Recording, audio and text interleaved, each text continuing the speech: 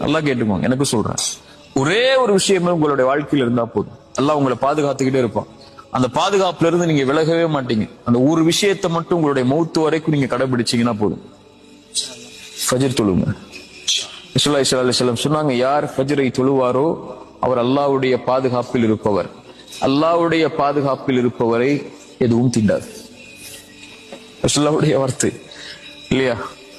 காலையில எழுந்து அவன் அல்லாஹ்வுக்காக என்ற காலத்தை அந்த குளிருள்ள நேரத்திலையும் வெளிச்சமில்லாத அந்த நேரத்திலையும் நடந்து போய் அல்லாஹ்வுக்காக நிறைவேற்றக்கூடியவருக்கு ரசூலுல்லாஹி ஸல்லல்லாஹு அலைஹி வஸல்லம் சொன்னாங்க, யார் இரவுடைய அந்த இருள்களில் நடந்து கொண்டு பள்ளியை நோக்கி சென்று தொழுகை நிறைவேற்றுவாரோ பின்னூரி தாமியோமல் கியாமா, மறுமையில் அவர் வெளிச்சத்தோடு வருவார். அல்லாஹ் அவரை பாதுகாக்கிறான். யார் ஃபஜ்ரை தொழுவாரோ அவரை அன்றைய தினம் முழுவதும் அவர் அல்லாஹ்வுடைய பாதுகாப்பில் இருப்பவர். அல்லாஹ்வுடைய பாதுகாப்பில் இருப்பவரை யாரும் எதுவும் அவரை